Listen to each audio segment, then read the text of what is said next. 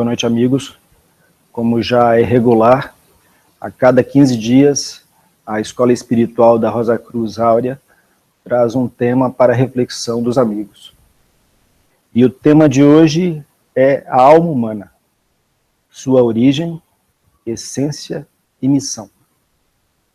Nós sabemos que há diferentes concepções sobre o que seria a alma, mas buscando recuperar o sentido original desse termo, poderíamos falar em primeiro lugar de ânimo, aquilo que nos anima, aquilo que nos movimenta, aquilo que nos distingue de uma história em quadrinhos. Somos um desenho animado, um desenho que se movimenta. E esse impulso que nos movimenta é a alma. Vejam que, pensando assim, nós podemos reconhecer, em primeiro lugar, uma alma material, uma alma biológica, que está ligada justamente aos componentes mais instintivos de nosso ser. Está também ligada a toda a nossa busca por fama, por riqueza, por poder, e está ligada a toda a nossa vida interior de ansiedade, preocupação e medo.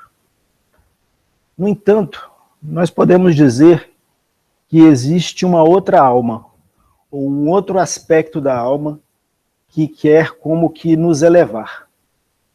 No ser humano, em quem essa outra alma se manifesta, nasce uma busca, um impulso interior para a descoberta do sentido da vida.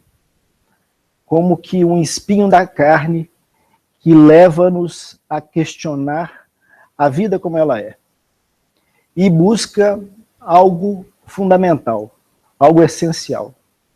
Na verdade, esse impulso parte do núcleo mais essencial de nosso ser, que está conectada justamente com a possibilidade de manifestação de uma alma completamente diferente.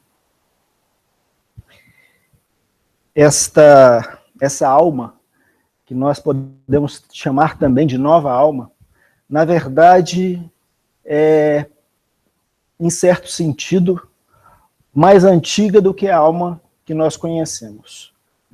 Essa alma é a alma original do ser humano, que ficou reduzido a um potencial de manifestação, como que há uma semente, uma possibilidade. E é sobre essa possibilidade que nós falaremos hoje. Nos textos gregos, de Platão, por exemplo, mas também nos textos herméticos, nós ouvimos falar dessa alma superior, dessa alma que anseia pelo Espírito, que anseia por Deus, como nous. E aqui nós já vemos algo fundamental. Entre alma e espírito há uma diferença. Os textos antigos, os textos sagrados da antiguidade, praticamente todos distinguiam entre esses dois aspectos do ser. Por exemplo, nos textos do apóstolo Paulo, nós ouvimos falar sobre alma vivente e sobre espírito vivificante, como coisas distintas. Os hebreus, e podemos ler isso na Bíblia, distinguiam entre nefesh, que seria o ser vivente, e ruá, o vento do espírito. Para os gregos, havia distinção entre psique, e a palavra que hoje nós traduzimos, por exemplo, dos evangelhos para o português como alma, é justamente psique, e nous, ou também logos, que seria o espírito. E essa alma superior, poderia se conectar com esse aspecto espiritual. E eles diziam, inclusive, que o aspecto animal da alma, o aspecto terrestre da alma, era absolutamente mortal. sendo imortal apenas esse aspecto superior que pode se conectar com o espírito. O espírito também é aquele que Jesus também chamou ao ensinar aos seus discípulos o Pai Nosso, como o Pai que está em segredo. Fecha a porta do seu quarto e ora a teu Pai que está em segredo. Esse Pai, que num certo momento Cristo também fala, o Pai e eu somos um, é esse aspecto superior do ser humano, esse aspecto que na verdade não está limitado ao ser humano, porque é um aspecto universal. O espírito não é propriedade de ninguém. É o vento espiritual que sopra onde quer. É, por exemplo, o Tao de Lao Tse, é o Brahman transcendente dos hindus, que, quando se manifestava individualmente no coração de uma pessoa, se transformava em Atman. Mas Atman e Brahma são um. Então, esse Brahma, esse espírito universal, quando ele se manifesta individualmente em nós, ele é o princípio divino, ele é Atman. Alma, em seu sentido superior, é também consciência. E essa consciência é justamente o produto de um encontro entre espírito e matéria, entre espírito e corpo, entre ideia ou plano e manifestação. Então vejam que a alma é o elemento intermediário entre espírito e corpo, entre espírito e matéria. Mas mesmo sobre o corpo, nós temos que como que desvelar, porque quando nós pensamos em corpo, geralmente nós pensamos apenas no veículo físico, mas nós temos outros invólucros da consciência, nós temos outros invólucros da alma, e esses outros corpos também compõem como que um só corpo quádruplo. E os 4 elementos que formam esse corpo quádruplo são o corpo físico, que nós conhecemos bem, o corpo etérico, ou corpo vital, ou o corpo bioenergético, que é a vida do corpo físico. O corpo astral, ou o corpo de desejos, que está ligado à nossa vida emocional. E, por último, uma faculdade mental, que está ligada ao nosso intelecto. É um corpo mental em formação. E mesmo assim, é apenas o aspecto inferior desse corpo mental, que lida com as coisas concretas, com as coisas que nós conhecemos através de nossos sentidos.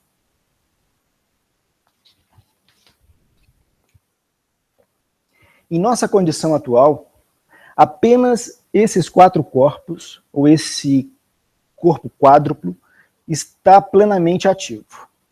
Ou seja, essa tétrada inferior.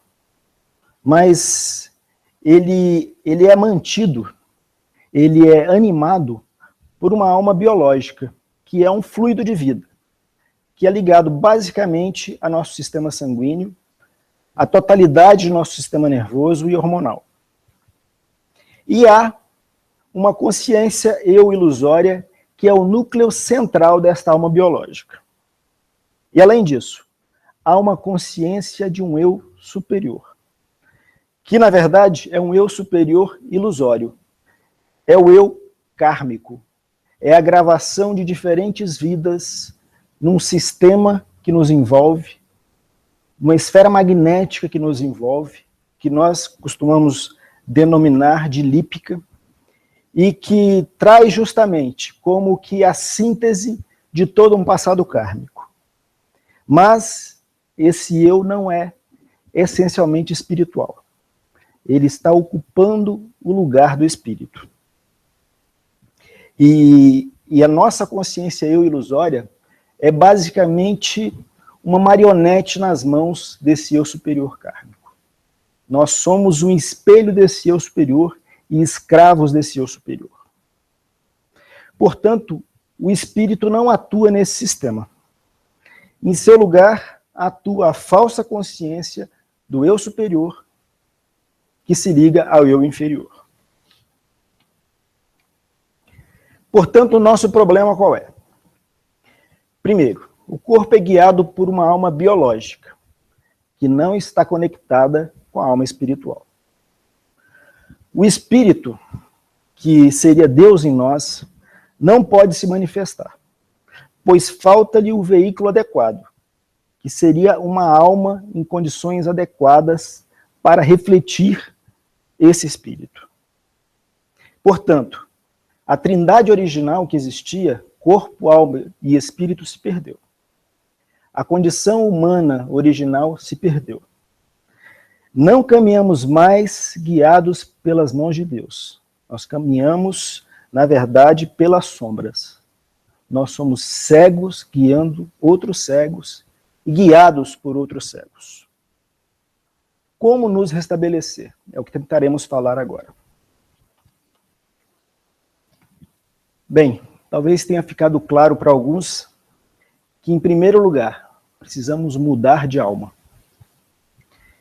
Tem uma frase de Fernando Pessoa que diz que mudar de alma, como? Descobre o tu. Mas nós iremos um pouco adiante de Fernando Pessoa e tentaremos dar uma resposta para vocês. A chave de tudo é o anseio puro do coração. É essa inquietação que nos leva à busca. É esse espinho na carne que não nos deixa quieto. Isso já é a prova de que isso que está latente em nós já começa a despertar para a vida. Precisa nascer, com base nesse anseio, uma nova motivação, ou seja, um novo ânimo, puro de qualquer elemento material. Na verdade, esse anseio já vem de uma semente espiritual que nós trazemos em nosso coração. Ela sim é a chave de tudo, porque esse anseio, essa busca, não se explica por nenhuma experiência na matéria, e nenhuma experiência no plano etérico, nenhuma experiência no plano astral, nem no mental concreto. Tudo isso, na verdade, compõe como que as paredes da prisão do ser humano. Essa nova motivação, esse novo ânimo, essa nova alma que vai poder ser o intermediário entre o espírito e a personalidade, ela nasce justamente desse anseio, desse impulso que vem desse princípio espiritual que nós temos no coração. E esse ânimo, quando ele vai trabalhando no sistema, o ser humano persevera em sua busca, gradativamente, ele vai se elevando do coração à cabeça. E aí nasce realmente uma nova consciência. Nós temos aqui, justamente detrás desse osso frontal, a falsa consciência eu. Essa falsa consciência eu ocupa o espaço da consciência alma original que se perdeu. Num certo momento, isso que nasceu no coração vai se manifestar como uma flor aura resplandecente nesse mesmo espaço. E vai, de novo, assumir o lugar que lhe pertence. Essa nova consciência é uma consciência pura, é uma consciência silenciosa, observadora, que gradativamente vai permitir o desenvolvimento pleno do corpo mental inferior, do corpo mental concreto, e fazer despertar, trazer à vida e se manifestar plenamente o corpo mental superior, o corpo mental abstrato, que é Manas. Manas é um conceito lá dos antigos hindus também. E Manas é justamente a ponte que falta para nos conectar aos aspectos superiores do ser humano, que é a alma-espírito e o espírito. Dessa forma, a base para a recriação do homem tríplice está colocada. O homem volta a ser espírito, alma e corpo.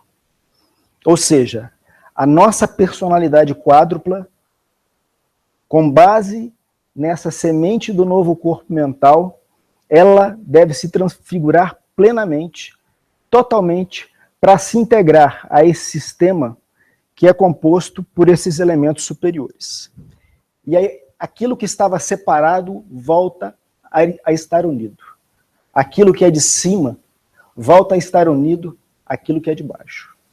A verdadeira alma original, ligada ao espírito, volta a se conectar com uma personalidade que deve ser gradualmente transfigurada.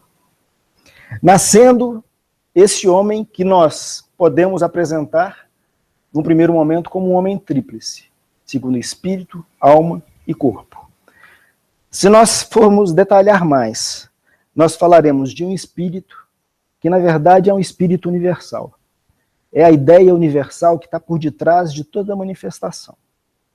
Mas esse espírito, ele se individualiza em alguns seres conscientes.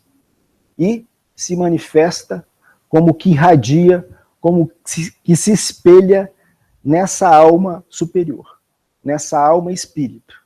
Da mesma forma que nós vemos através da lua a luz do sol, nós vemos através dessa alma superior a luz do espírito. E nunca diretamente. Por sua vez, espírito, alma, consciência racional superior, que está ligado a esse corpo mental superior ou abstrato. E por sua vez, o novo corpo mental, o novo corpo astral, o novo corpo etérico e o novo corpo físico. Esta é a missão última da alma. É manifestar esse ser humano regenerado. Nós tentaremos apenas repassar alguns pontos nesse quadro, que não está muito bem desenhado, mas que mostra um pouco dessa realidade final. Nós vemos aqui corpo físico, nesse primeiro retângulo, corpo etérico, corpo astral e o corpo mental concreto em formação. Há um abismo, porque não há ponto de ligação entre o aspecto espírito e alma. Esse aspecto alma precisa nascer justamente com base nessa busca, nesse impulso, desse questionamento mais profundo, que está ligado justamente à nossa essência mais íntima. E se manifestar como nova consciência, que vai ganhar um aspecto não só concreto, de lidar com as coisas que nós conhecemos através dos sentidos, mas também com as coisas espirituais, com as coisas da alma, com a vida superior da alma que está ligado com o espírito, que é justamente esse aspecto que os antigos chamavam de manas, e que transformava o ser humano num verdadeiro pensador. E, por sua vez, esse aspecto manas está ligado à alma-espírito, ao aspecto da alma superior, que também, por sua vez, está ligado à ideia que deu manifestação, a ideia que está na base da criação desse microcosmo. Então nós podemos ver que esses elementos aqui de cima, eles se conectam com a alma-espírito. E esse corpo astral e os corpos etérico e físico se ligam à alma biológica. Portanto, essa alma biológica, seja através do processo de morte natural, seja através do processo de transfiguração, gradativamente ela vai se desfazer. É a parte mortal da alma. Mas essa alma-espírito, quando ela se conecta de fato com o espírito, ela se torna imortal. Ela ganha o prêmio da imortalidade, como diz Hermes Trismegisto. Amigos, assim, fizemos 20 minutos de abertura e nos abrimos agora aos questionamentos de vocês. Fiquem à vontade.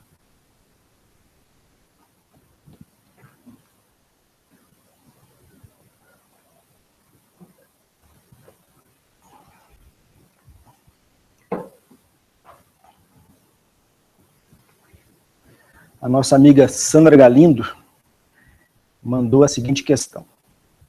A força do anseio seria o nous pulsando em nós? É exatamente isso. A força do anseio já é esse esse aspecto superior do ser humano que quer voltar a se manifestar. É por isso que o anseio é a chave desse caminho. E nós precisamos ser muito sinceros e purificar as nossas intenções ao máximo. Purificar o nosso coração ao máximo. Porque é só assim que nós teremos um sistema apto a captar essas irradiações que vêm do nous, que vêm desse princípio espiritual que está em nós em nome do Espírito Universal. Então, sim, o anseio é, sim, esse anseio puro da alma é, sim, a prova da atuação desse princípio espiritual em nós. É a primeira prova.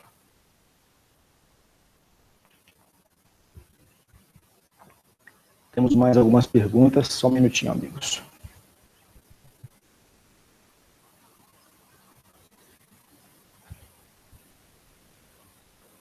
É uma pergunta longa.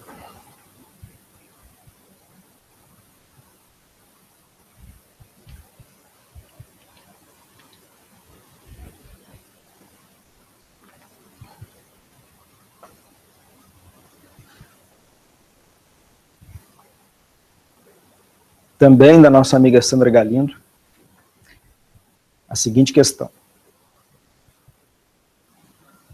Acredito que a reconexão se dá no momento em que o átomo do coração desperta a última experiência vivida. E a partir dessa reconexão, responder ou não. Sandra, se bem entendi a sua questão,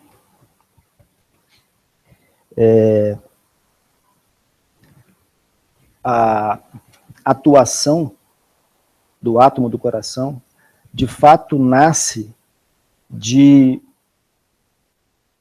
um conjunto de experiências que trouxe amadurecimento para esse microcosmo. A nossa vida de ações, a nossa vida de pensamentos, nossa vida de desejos, ela tem uma função. Ou seja, essa vida na matéria tem uma função importante. Mas não é nos elevar a uma condição espiritual. É justamente nos levar até um limite de experiências absoluto. Porque a partir desse limite, nós perceberemos que nada nesse mundo é transcendente.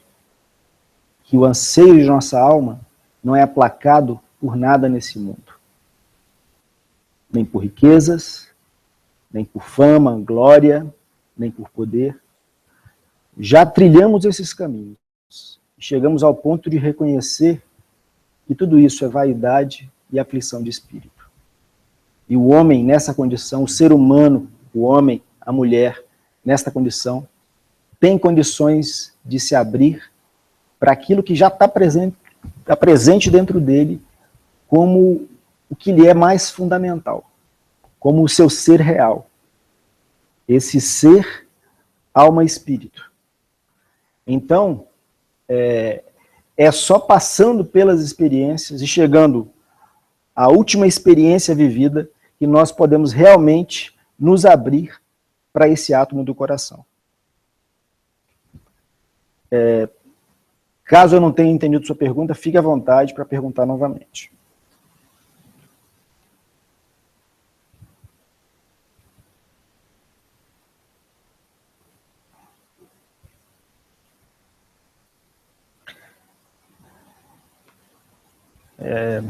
Próxima pergunta pede um esclarecimento adicional sobre o tema de hoje, que qual é a diferença entre alma e espírito? O anseio vem da alma ou do espírito? Vejam, o espírito ele está ligado ao conceito de ideia. Está ligado à ideia em seu sentido original, não ao reflexo dessa ideia em nosso plano. Nós até podemos dizer que o reflexo da ideia original, espiritual, no plano que nós conhecemos, é o que a gente chama de pensamento. Mas o espírito, na verdade, é algo muito superior ao que a gente conhece como pensar. Mas, de qualquer forma, é a ideia que está na base da nossa criação, da criação de todo o universo e da criação de nós como microcosmos individuais. Então, o espírito, ele nunca vai ser algo pertencente ao ser. Ele sempre é algo que rodeia o ser e que só vai penetrá-lo quando ele encontrar um tradutor adequado. Nós podemos imaginar assim, que esse corpo é como um sistema de rádio. E o espírito fala uma língua estranha. Fala como russo, por exemplo. E ao captar essa mensagem por esse maquinário, nós precisamos de um tradutor. O que nos traduz essa mensagem do espírito é justamente isso que nós conhecemos como alma. Só que a alma biológica, ela não é adequada para receber essas impressões do espírito. É por isso que é preciso que se desenvolva um novo sistema anímico. Isso justamente é a manifestação de um ser anímico gradativamente, que nasce desse anseio e que vai purificando gradativamente o ser. Por exemplo, os nossos anseios, os nossos impulsos, os nossos sentimentos vão sendo purificados. Nós vamos ganhando silêncio dentro de nós. Hoje, nós somos cercados de barulho e o nosso ser interno é cheio de barulho. A nossa alma é barulhenta. Essa alma biológica que foi como que programada pela educação moderna e por tudo, né, que nos influencia, ela é barulhenta por dentro. Se a gente fecha os olhos e começa a se ouvir, a gente vai perceber um sentimento que não para um segundo, um pensamento que não para um segundo, e que a gente não consegue ficar quieto em nosso quarto. A gente está sempre fazendo alguma coisa. Muitas vezes, o silêncio é um incômodo, do qual nós queremos fugir. Por quê? Porque existe esse ruído interno que não para. Pois bem, quando esse anseio nasce, e quando o ser humano, através de suas experiências na vida, vai como que abrindo espaço para esse anseio, quando nasce esse cansaço anímico, que é o resultado de muitas experiências na vida, isso que parece ser uma maldição, vai se tornando gradativamente numa bênção. Por quê? Porque nesse cansaço da velha alma, vai se manifestando o silêncio. Vai se manifestando o quê? Espaço dentro de nós. Espaço para manifestar um novo sistema anímico. Uma nova estrutura, um novo sistema de linhas de força que possa captar esse espírito que envolve o nosso ser e que não pode adentrar, e possa ser assimilado por essa estrutura e possa traduzir essa ideia original do plano da criação até que nós possamos captá-lo inteiramente. Então, desde o começo, o chamado é emitido pelo Espírito. O Espírito é como o pai que fala ao filho. Volta. Existe uma outra vida. Existe uma outra realidade de ser completamente diferente. Mas, quem permite, quem está entre nós e o pai, é o filho. O pai está em segredo. Ele está além de toda manifestação. Ele vem a nós através de seu filho. Então, essa nova alma, nós também podemos chamar de Jesus. O segundo aspecto da divindade, que faz justamente a conexão entre a ideia original do Pai e a personalidade. E aí, quando é possível restabelecer essa conexão através dessa nova alma, e, de novo, esse ser pode ser guiado pelo Espírito, como que caminhar ligado à mão de Deus, esse ser passa a trilhar um caminho rumo à sua condição de origem. Esse chamado do Pai quer justamente elevar esse ser a essa condição original. Okay?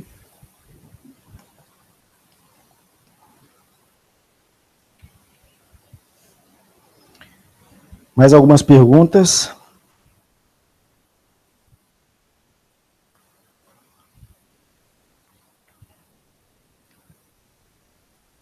Tem alguns nomes que eu não estou entendendo, tá, pessoal? Por isso que eu não falei. Agora, uma pergunta de H. Arraes. Como podemos silenciar a mente e fazer surgir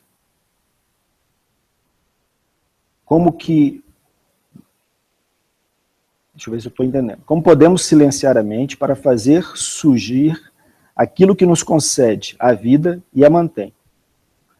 Como podemos transmutar de homem para o Cristo?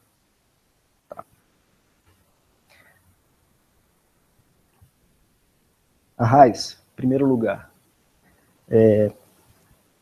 com as nossas próprias forças, com a nossa força de vontade, nós não conseguimos silenciar a mente. A única coisa que a gente pode fazer é chegar ao ponto, em nossa vida de experiências, de realmente ansiar por esse silêncio. Ou seja, chegar a esse ponto de saturação ou de maturidade, em que esse impulso para a busca nasce. Porque esse impulso é como que um vácuo que se abre. E esse vácuo é o silêncio. Veja que não é um silêncio artificialmente criado. Não é através de uma técnica que nós podemos chegar a esse silêncio. Muitas vezes é através de muito barulho em nossa vida, de muito ruído, de realmente nós encararmos as coisas como elas são, a nossa vida de sentimentos como ela é, esse caos, nossa vida de pensamentos como ela é, esse outro caos, e a nossa vida de ação como ela é. Porque nós precisamos, em essência, conhecer essa realidade do ser, sem negar nada, sem querer criar silêncio. Porque o silêncio, ele vai se estabelecer no momento em que essa saturação se manifestar no ser, em que esse complexo de experiências que o ser humano tem nesta vida se soma a um complexo de experiências que o microcosmo teve em vidas anteriores e recebeu agora como karma, para levar a esse ponto. E nesse ponto, nós podemos como que ter uma imagem, que essas paredes grossas que nos envolvem do karma, elas vão como que rachando. E por essas rachaduras começa a entrar a luz. E essa luz vai encontrar espaço em nós justamente a partir do momento que houve essa saturação e que um silêncio espontâneo e natural se manifestou. Então não há o que façamos artificialmente para criar esse estado. Esse silêncio brota do anseio puro do coração. Essa transmutação do ser humano em Cristo é justamente a plena manifestação desse princípio divino como nova consciência e como nova atitude de vida. Ou seja, deve haver um silenciar do coração, deve haver um silenciar da cabeça, um silenciar da ação. E gradativamente, nós teremos espaço para a manifestação de um novo ser. Um novo ser que já não gravita ao redor dessa falsa consciência eu. E muito menos ao redor da falsa consciência do eu superior que escraviza a consciência eu. Na verdade, esses novos princípios de consciência, de sentir, de querer, de agir, de pensar, eles vão gravitar ao redor do ponto central, do divino em nós, que deve se transformar uma nova consciência. E quando essa nova consciência se conecta, ou seja, essa nova alma se conecta com o espírito, esse sistema todo ganha uma direção em sua vida. Nós passamos a caminhar rumo ao nosso destino original. Isso é todo um caminho que é trilhado pouco a pouco. Um caminho de autoconhecimento, de conexão com o divino, de equilíbrio desses três santuários e de transfiguração dessa quadruplicidade que é o corpo, desses 4 corpos que nós temos.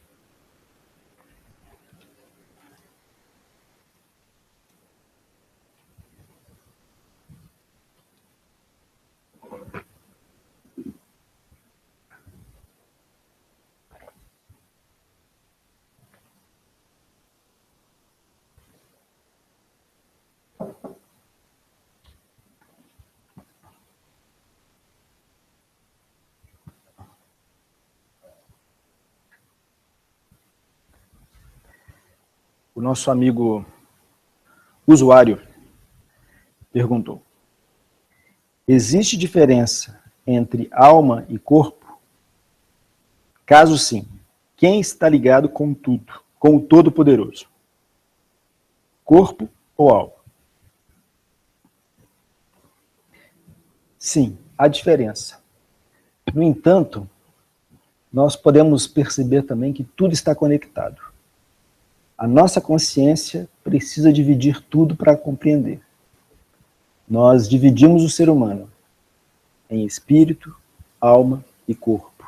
Ou numa centuplicidade, ou em 10 partes. Mas, em essência, tudo que esse princípio espiritual em nós busca é a unificação de tudo. É uma situação em que já não haja distinção, já não haja separação entre espírito, alma e corpo.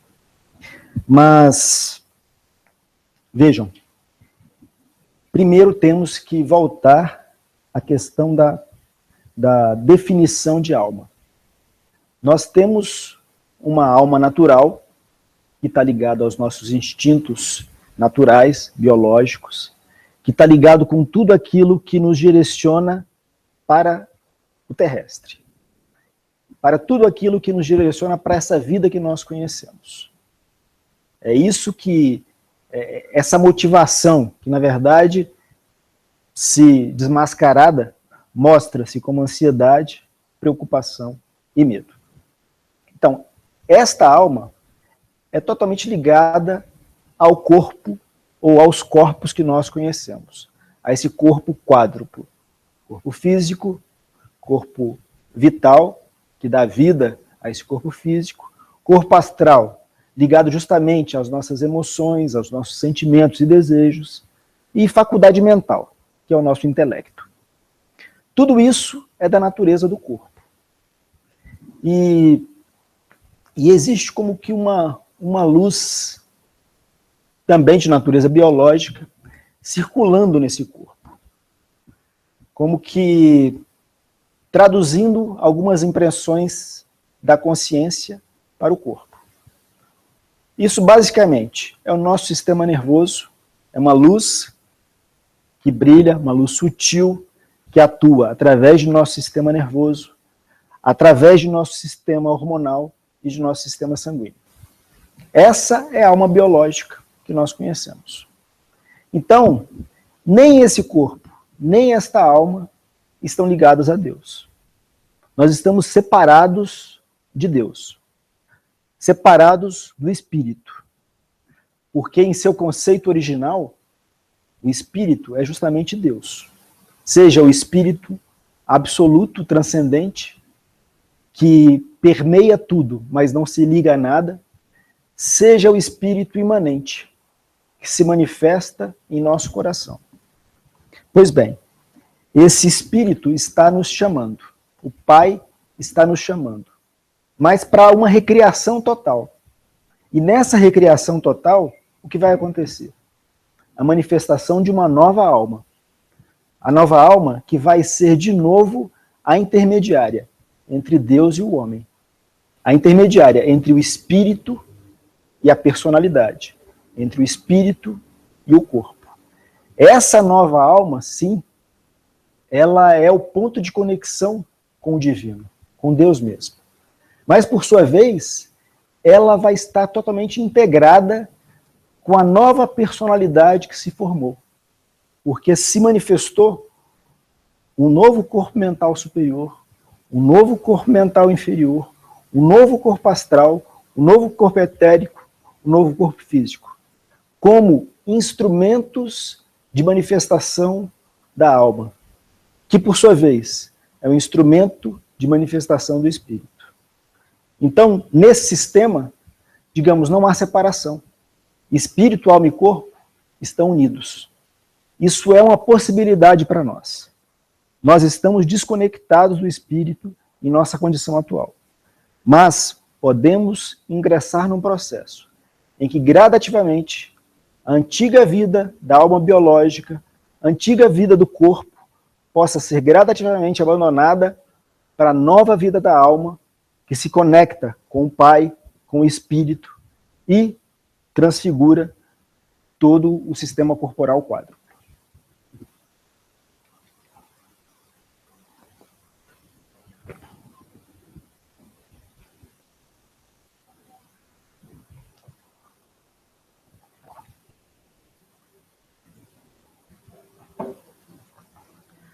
Amigos, estão chovendo perguntas. Teremos que filtrar algumas.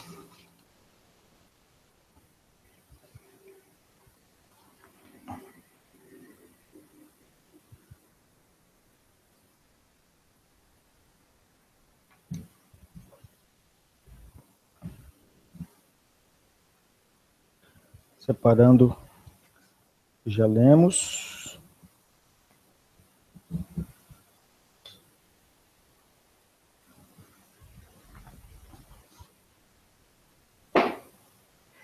O nosso amigo Josival Ferreira pergunta: o que é gnosis? E como ela pode nos influenciar? Existe uma palavra em português muito parecida com essa palavra grega, que é gnose. É basicamente uma tradução direta, e obviamente que gnose descende do grego gnosis. E gnosis, ou gnose, é o conhecimento superior, é a sabedoria superior. É dito, inclusive, que quando você fala sobre gnosis, você não fala sobre o conhecimento que nós conhecemos. Não é o tipo de conhecimento que se pode adquirir num livro ou se pode adquirir de terceiros. É o tipo de conhecimento que você pode falar a respeito quando você conhece uma pessoa intimamente. Esse conhecimento de conhecer uma pessoa intimamente é gnosis. Só que, num sentido superior, é conhecer a própria essência da divindade. É se conectar de novo com essa ideia original que é o Espírito, da qual nós nos afastamos. Vejam que, no começo da era cristã, alguns grupos cristãos se formaram que foram denominados posteriormente de gnósticos. E esses grupos falavam muito sobre gnoses. E por quê? Porque, em vez de ensinar o conhecimento exterior, em vez de propagar uma doutrina baseada em dogmas, baseada em autoridades exteriores, eles ensinavam que cada ser humano contém justamente uma centelha espiritual em seu coração. E que essa centelha espiritual podia de novo se conectar com o Espírito.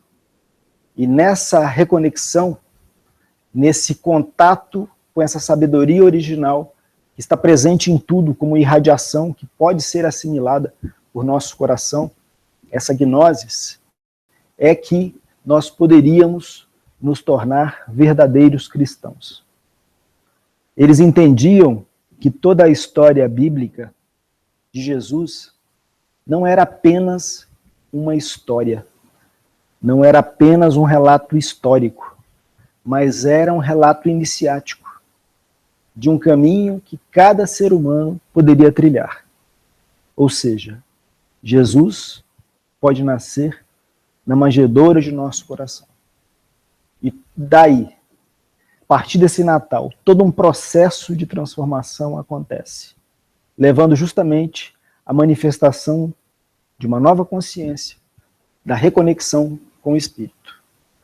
Então, esses grupos gnósticos, entre os quais nós nos colocamos, coloca justamente a necessidade de retomar esse contato direto com a gnosis, com essa sabedoria original, que não está escrita em nenhum livro, que não pode ser ensinada por nenhum mestre exterior, senão pelo mestre interior que nós trazemos em nosso coração.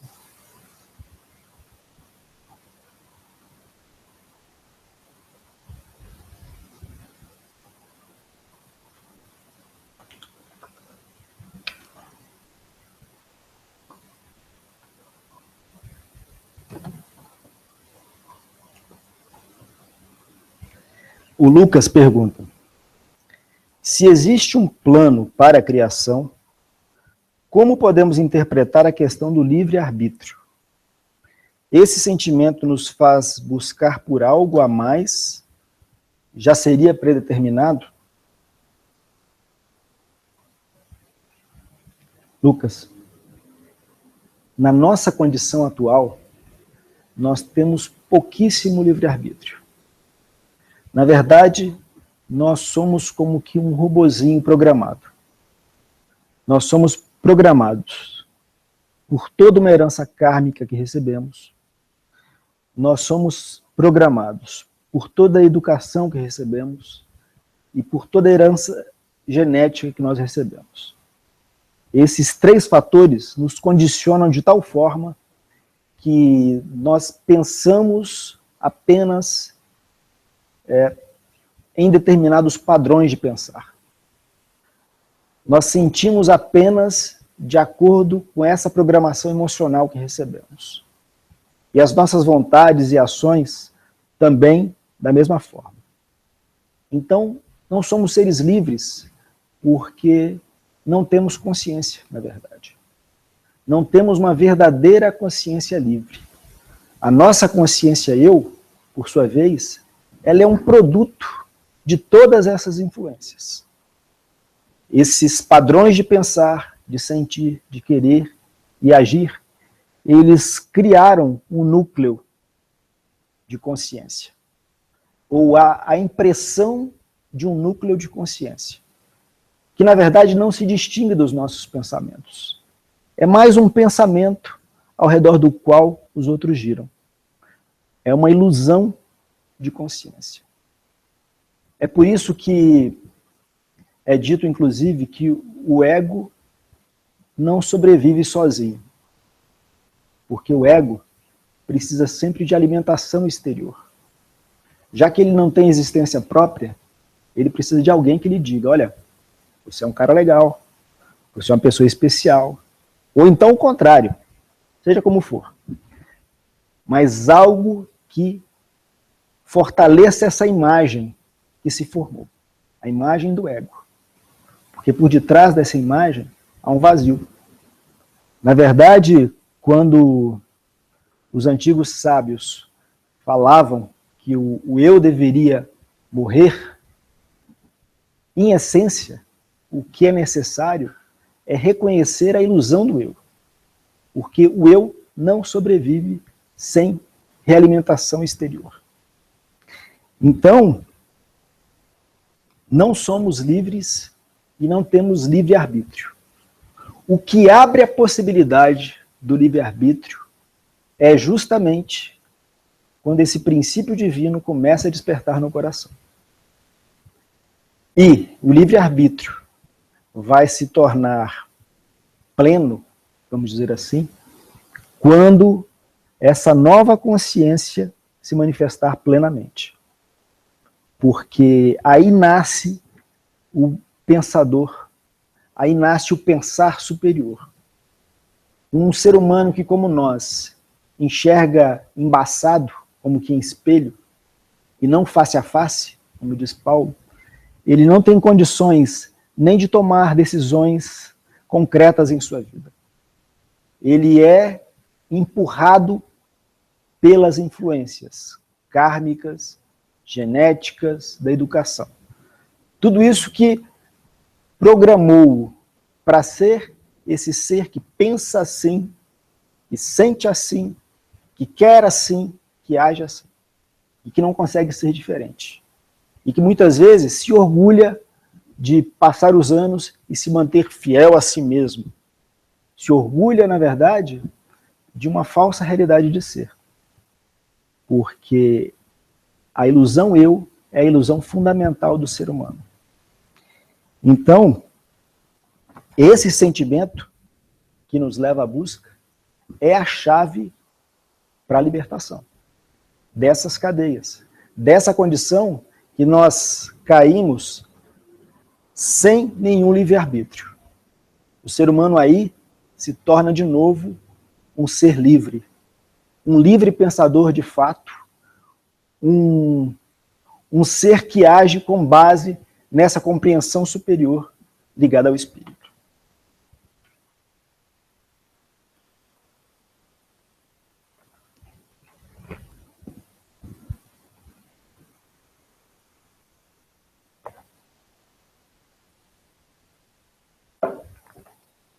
Mais uma questão da Sandra.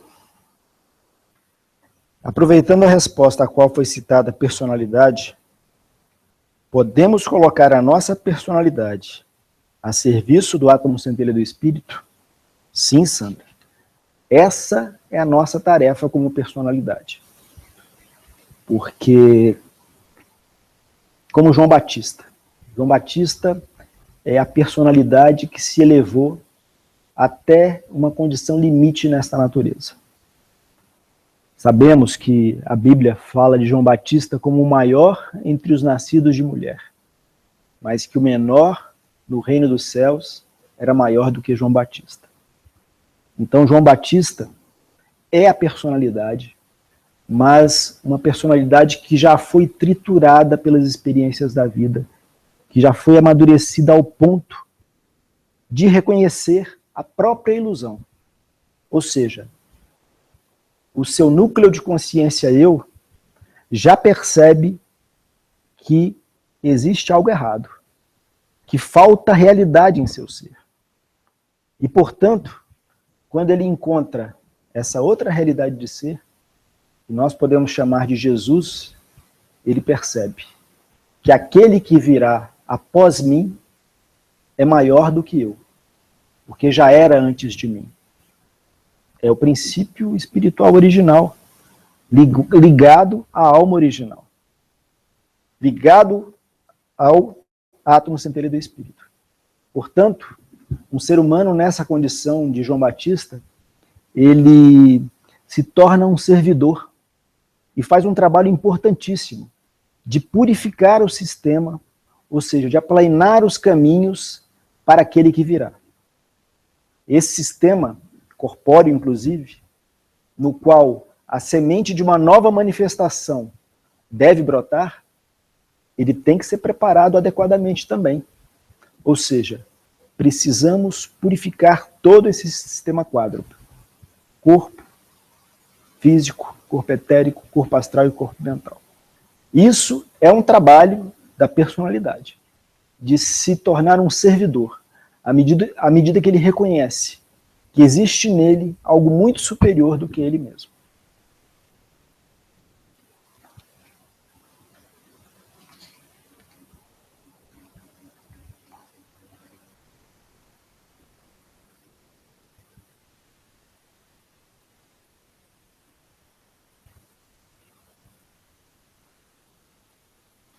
Vou tentar ler na ordem para não prejudicar os amigos que perguntaram antes.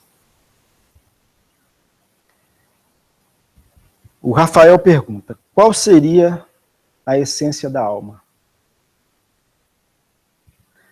Bem, vamos responder com relação à alma original. A alma original, ela é o intermediário entre o espírito e o corpo.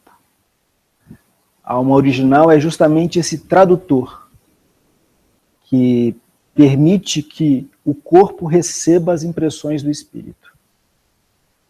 A alma é aquilo que filtra tudo que entra no sistema.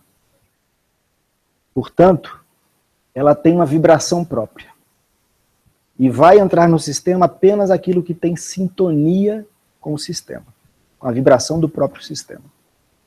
E tudo que não tem vai ser afastado. Esse filtro, quem faz é a alma. Portanto, uma alma de natureza superior vai deixar ingressar no sistema apenas o que tem sintonia com o superior. Essa alma é o intermediário. É aquilo que permite que a personalidade receba as impressões do espírito. Nós não teríamos condições de assimilar o espírito diretamente. Seria como um fogo consumidor. A alma faz essa interface. Ela como que baixa essa tensão do espírito e reduz até uma condição assimilável para nós. Então a essência da alma é fazer essa conexão entre espírito, ideia original e manifestação, corpo.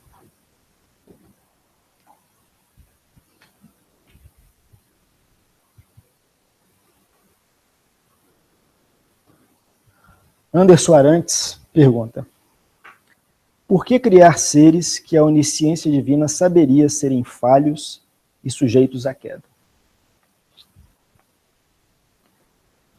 Amigos, na verdade, nós temos que compreender que essa divindade a respeito da qual nós falamos não é a divindade pessoal que muitas vezes nós imaginamos. Esse Deus pessoal, ele não existe. A divindade é o absoluto. E que num certo momento teve necessidade. Falamos de momento porque precisamos utilizar palavras, mas um momento sem tempo e sem espaço. Ela teve necessidade de se expressar. Por quê? Por amor. E criou seres absolutamente livres. Não podia ser diferente. Esses seres tinham, inclusive, a possibilidade de seguir um caminho de afastamento do Pai. Provisoriamente, virariam as costas para a luz de Deus e mergulhariam nas trevas. Os microcosmos originais aos quais nós estávamos ligados pertencem a esses seres. Mas vejam, toda essa infinidade de tempo que nós conhecemos como a manifestação, na verdade não é nada para Deus. Quando é dito que 1000 anos para Deus é um dia, nós podemos dizer até que um dia de Brahma é um piscar de olhos para Deus. Então esse afastamento, na verdade, é ilusório. Em essência, nós continuamos ligados à divindade. Aquilo que é essencial em nós permanece no coração do Pai. Então, essa liberdade de ação está na base da criação e precisava estar. A liberdade de, inclusive, cometer erros para, pela própria experiência, chegar ao momento de concluir. É hora de voltar. Como o filho pródigo, que se afastou e, quando estava comendo a comida dos porcos, percebeu que era hora de voltar. Então, nem todos os seres caíram nessa condição. Outros seres passaram por um desenvolvimento completamente diferente do nosso, que foi de força em força e de glória em glória, mas em essência não há separação alguma. Somos todos unos no coração do Pai.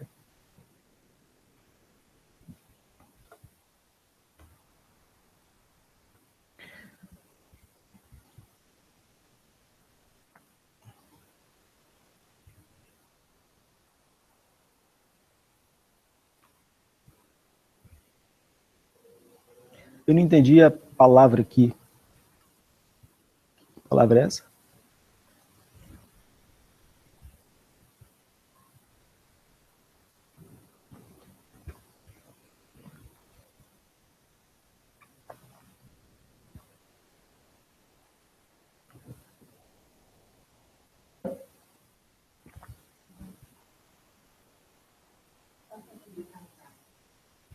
Tá.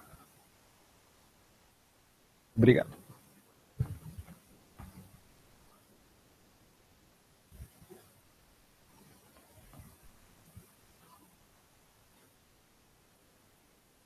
Amigos, temos mais perguntas do que conseguiremos responder, tá? Temos aqui 1, 2, 3, 4, 5, 6, e acho que tem mais alguma vindo por aí. E já são 21 horas, portanto responderemos mais uma e deixamos para os próximos encontros a possibilidade de responder as demais questões. A questão: como colocar para os jovens a grande ilusão que estão vivendo? Amigos, eu acho que tem outra pergunta. Como os jovens podem colocar para nós a grande ilusão em que estamos vivendo? Porque estamos todos no mesmo barco.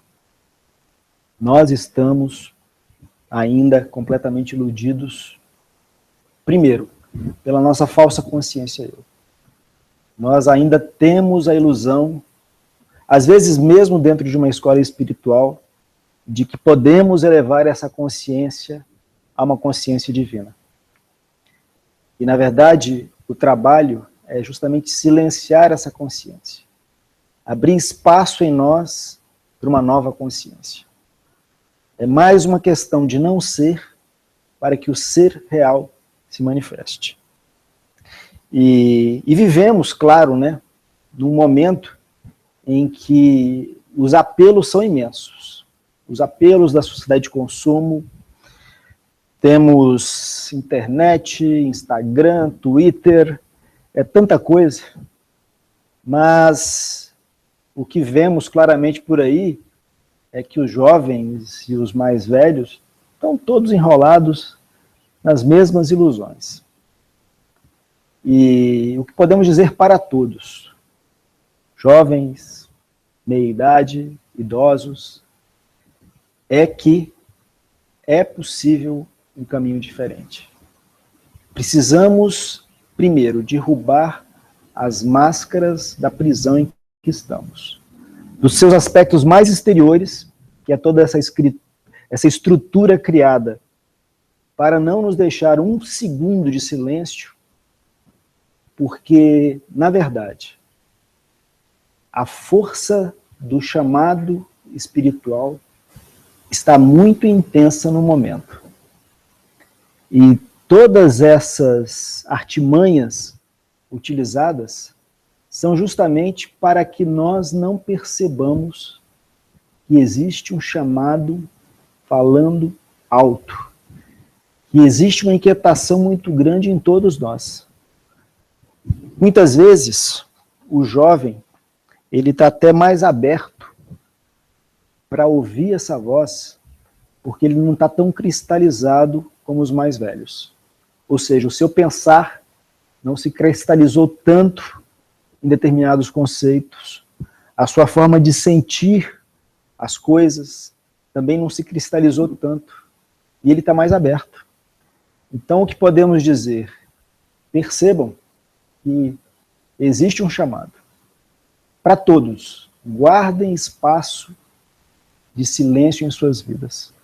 Abram espaço nesse mundaréu de coisas, de atividades que a internet, por exemplo, nos empurra todo dia.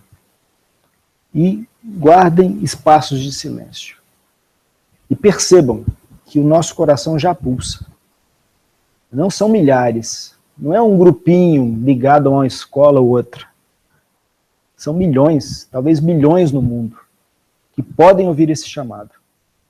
Nós estamos entrando num momento muito especial da história. Nós sabemos, abandonamos uma era de peixes, e estamos adentrando a era de Aquários. A era de Aquários é a era do Espírito Santo. É a era da ação, da realização.